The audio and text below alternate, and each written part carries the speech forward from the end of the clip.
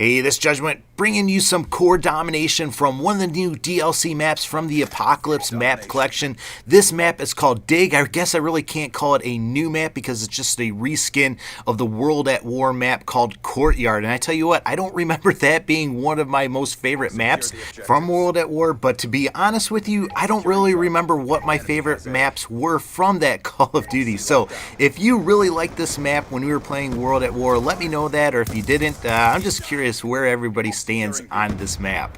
Now, speaking of reskins, I want to know what you guys think about getting 2 reskins in this last map pack. Of course, Stadium got reskin. That was from Black Ops 1. Here's my issue. You know, a lot of people complain about getting reskins, and I understand that, but here's my issue, or here's how I think about it. Normally, when we got previous map packs, we usually got 3 new maps, and that was it. Then they started giving us 3 new maps and a reskin. So I thought that was pretty cool. You know, it was kind of like getting a fresh new map, and it was a map that I knew, so it was easy for me to learn and adjust to. So I didn't have an issue with getting reskins. But like I said, that's when we were getting 3 brand new maps. Now in this last one, we got 2 brand new maps and 2 reskins. I kind of feel like we got ripped off a little bit. You know, if you want to give us 2 reskins, that's great, but give us 3 fresh new maps to go along with it. And like I said, I don't even remember if this was one of the favorites. And I tell you what, Stadium, I like that map. In fact, it was one of the very first maps that I ever posted when I started up this YouTube channel. I think Stadium was like my first or second video, but I don't know if it was like some super huge fan favorite like Nuketown was, or the other ones that they reskinned. You know, I can see them using those maps. Those were super fun. Everybody liked them, but I don't know if Stadium was actually one of those maps that everybody loved. But let me know what you guys think about this and the whole issue with reskinning and everything like that.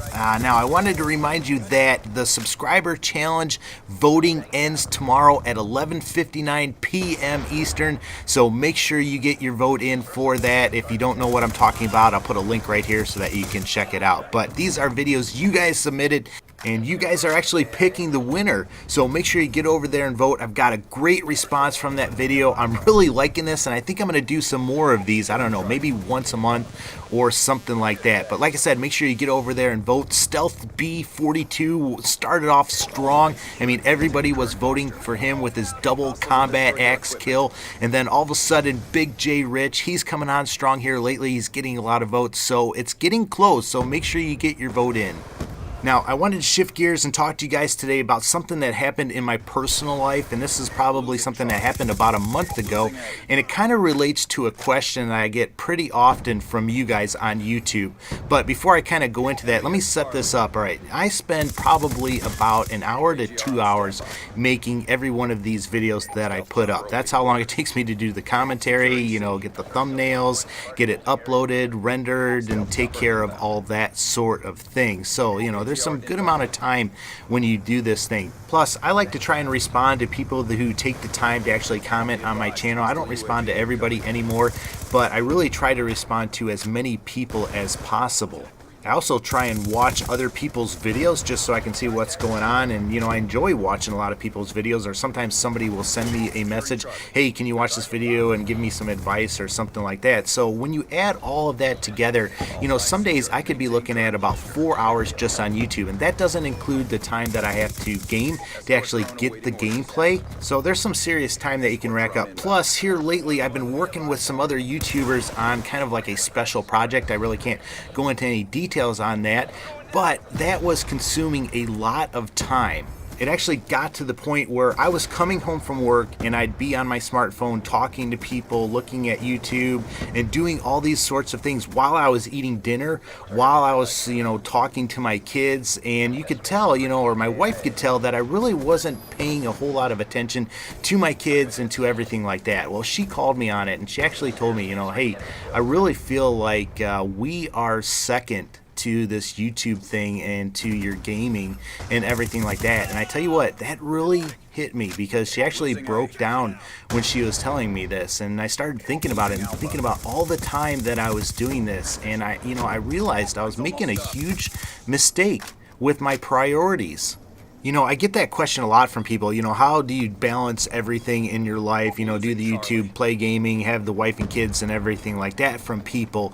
And obviously, not very well. You know, I was doing a crappy job at that. So, you know, I had to step back, reprioritize things, and put some boundaries in place. So now when I come home, you know, I don't get on my smartphone. I make sure that I sit down with my family, you know, have that conversations with them, focus on them and give them my full attention. You know, then later at night when they're in bed and everything like that, then I can go back to and look at things. But man, don't put things before your kids. Don't put things before your wife, because they are the most important things in your life. And if you're a follower of Christ, don't put things before God either. Guys, I have literally, and I'm not exaggerating here, I have literally seen marriages end because of gaming and because of things getting in the way. Man, don't let that happen. You know, I am so thankful that I had a wife that called me out about it. You know, I truly appreciated that honesty. So if you're trying to figure out how to balance everything, you know, use your wife, use your girlfriend, and go and talk to them about this. Don't let it get in the way. And I tell you what, it doesn't have to be gaming or anything related. Do me a favor, just go up to your wife and say, hey, you know, how's our relationship doing? Is there anything that I could be doing or anything I could change, or is there anything getting in the way of our relationship? And make sure you spend the time. Guys, be proactive. Be proactive. Don't be reactive, because a lot of times when you're reactive, it's too late. So guys, do me a favor right now, or whenever you read this or hear this, go up to your wife and just talk to her about it and see how things are going. See how well you are doing balancing things, because it is so easy for things to get out of whack. It happens so fast. So guys, take the initiative, take the lead on this. I tell you what, there are so many kids that are up in their rooms playing video games for like 9 hours every night after school. And that's probably a whole nother issue I could talk about, but man, we need to get reconnected, and I'm hoping guys lead the way on this. But let me know what you think about this.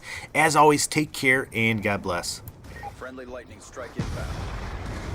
Losing B.